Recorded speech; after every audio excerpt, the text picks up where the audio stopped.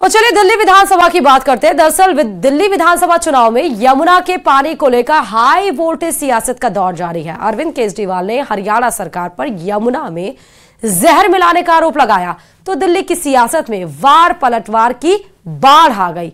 सियासी बयानबाजी के बीच मामला चुनाव आयोग तक पहुंचा और चुनाव आयोग ने केजरीवाल से कड़े सवाल पूछ लिए तो केजरीवाल भड़क उठे और उल्टे चुनाव आयोग पर ही सवाल उठाने लगे। देखिए रिपोर्ट।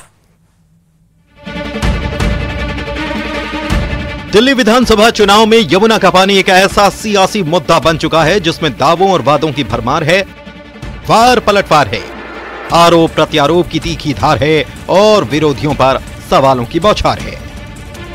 सियासी बयानबाजी का दौर लगातार जारी है। आज एक बार फिर से आम आदमी पार्टी और बीजेपी के बीच शब्द बाण चले। तो अगर 1 ppm से पानी ज्यादा हो जाए तो हमारे धीरे धीरे सारे वाटर ट्रीटमेंट प्लांट बंद हो जाएंगे और दिल्ली के अंदर पानी की हाहाकार मच जाएगी। और अगर इस पानी को सीधे दे दिया तो ये हेल्थ हैजर्ड है। नायब सैनी जी 1 बार फोन पे आए, 2 बार आए, 3 बार आए। उन्होंने कहा कि हाँ मैं कुछ करता हूं, हाँ मैं कुछ करता हूं, लेकिन उन्होंने कुछ नहीं किया। और उसके बाद उन्होंने आतिशी जी के फोन अटेंड करने बंद कर दिए। हमने ये मुद्दा कुछ दिन पहले उठाया। मुद्दा क्यों उठाया? हम बेबस थे उठाने के लिए। अपनी अक्षमता को छुपाने के लिए दुष्प्रचार किया गया और इतने छिछले स्तर के झूठ का प्रयोग किया गया जो शायद भारत पाकिस्तान युद्ध में पाकिस्तान ने भी भारत पे आरोप नहीं लगाए कि हमने उनकी नदियों में जहर मिला दिया है, मगर ये सर्जिकल स्ट्राइक का सबूत मांगने वालों ने देश के अंदर एक प्रदेश और दूसरे प्रदेश के बीच में इस प्रकार का आरोप लगाने का जो काम किया है, मेरे विचार से दिल्ली की जनता के मान सम्मान और स्वाभिमान के ऊपर भी इस बात का पूरा प्रभाव पड़ता है। यमुना के पानी पर छिड़े संग्राम के बीच कांग्रेस सांसद राहुल गांधी की भी एंट्री हो गई। उन्होंने बवाना में हुई जनसभा में अरविंद केजरीवाल को यमुना का पानी पीने का खुला चैलेंज दे दिया है। आप दिल्ली की जनता को यमुना जी का पानी पिलाते हो, गंदा पानी पिलाते हो, आप साफ पानी पीते हो। मैं चैलेंज करता हूं आज जाके यमुना जी का पानी पियो। उसके बाद अस्पताल में आपसे मिलेंगे।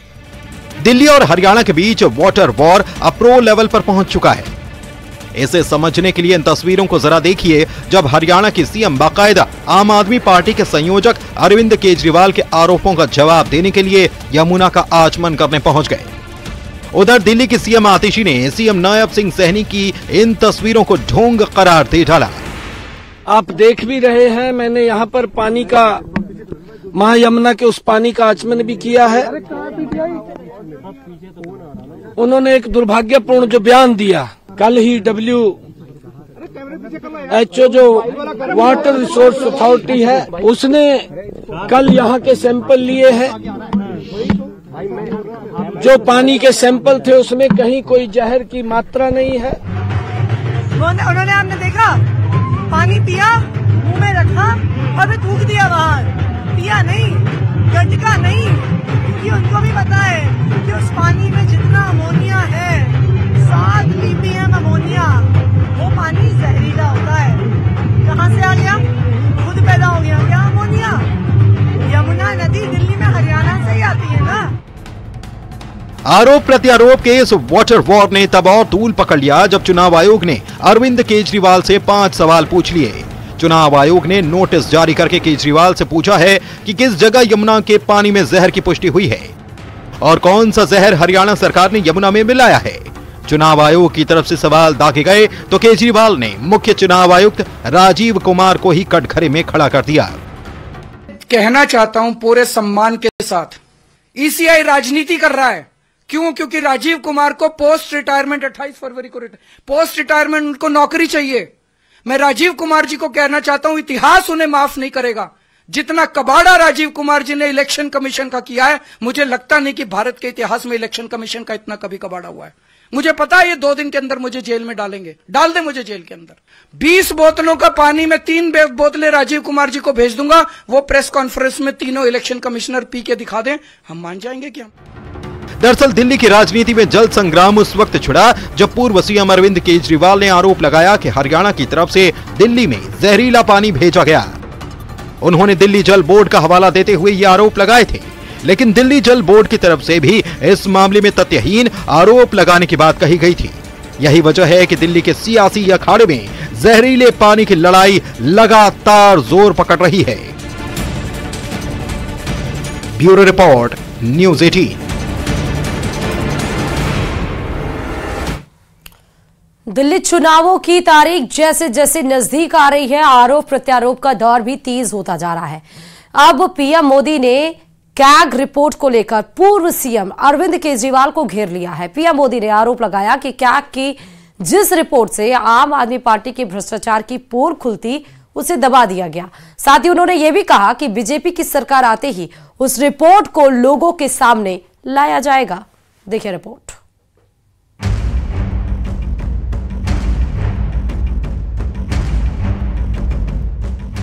दिल्ली की राजनीति में एक बार फिर भ्रष्टाचार के मुद्दे की तपिश है।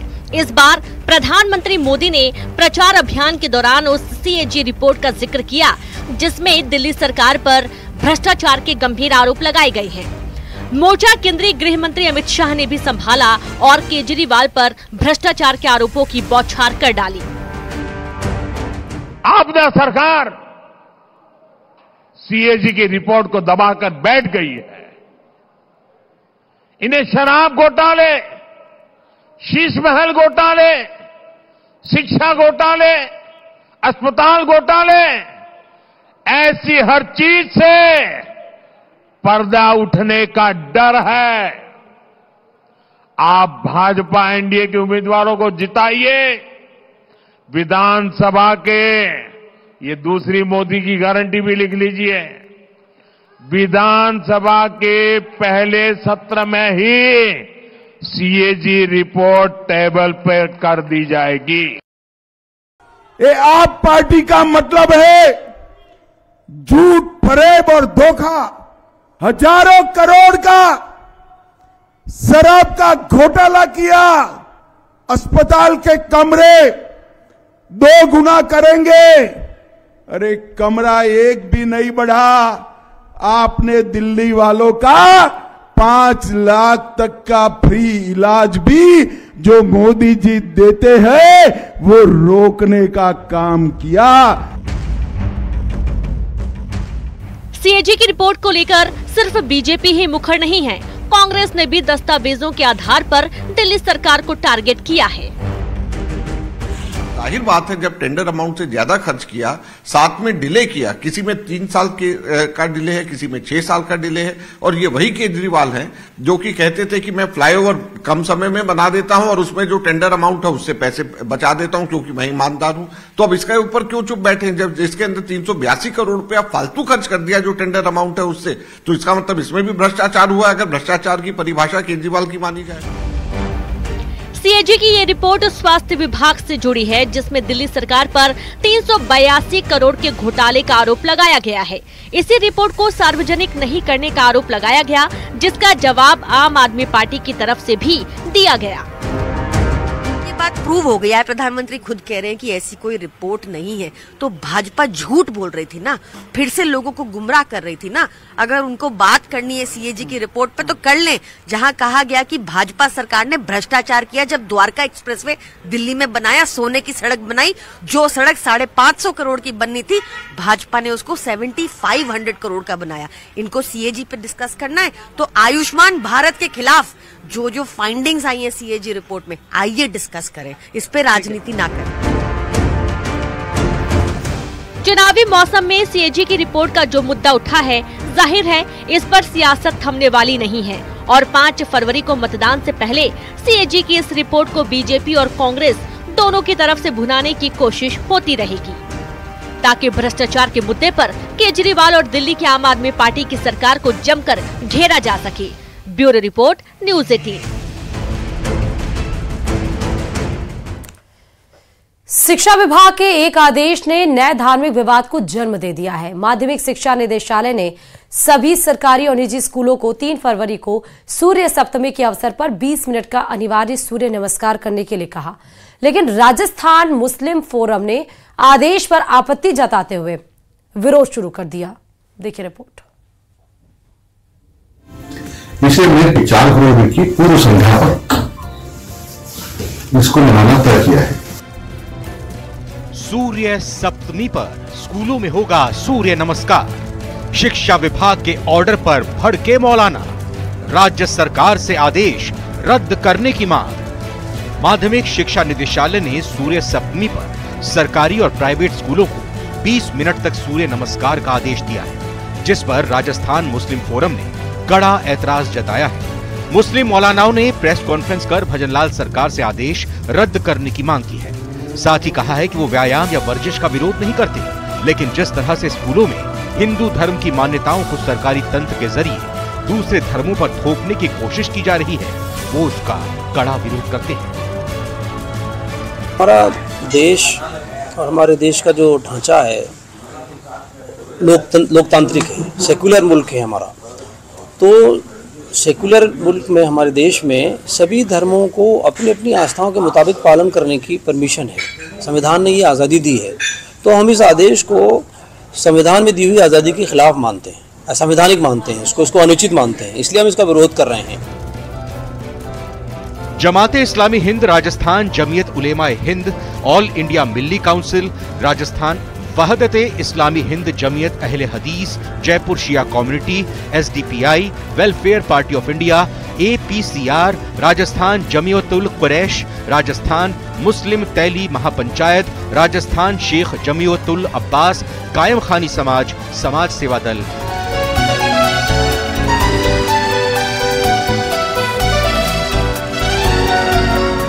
पूर्व शिक्षा और कांग्रेस प्रदेश अध्यक्ष गोविंद सिंह डोटासरा ने सरकार पर निशाना साधा और कहा कि शिक्षा मंत्री शिक्षा की बात नहीं करते, बल्कि हिंदू मुस्लिम कर ध्यान भटकाने की कोशिश करते हैं।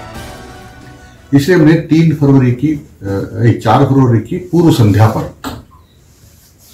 इसको मनाना तय किया है। और इसमें हमने विद्यालय में अध्ययनरत सभी बालक बालिकाएं, विद्यालय परिवार के वो सदस्य, शिक्षक शिक्षिकाएं और अन्य भी मंत्रालय कर्मचारी सब होते हैं, उन सबको कहा है।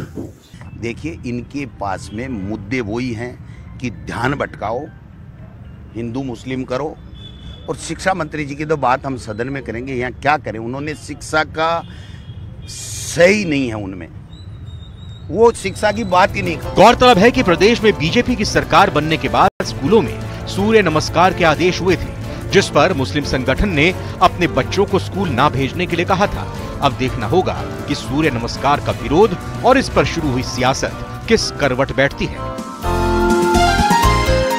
न्यूज़ 18 के लिए जयपुर से सौरभ गृहस्थी और रोशन शर्मा की रिपोर्ट।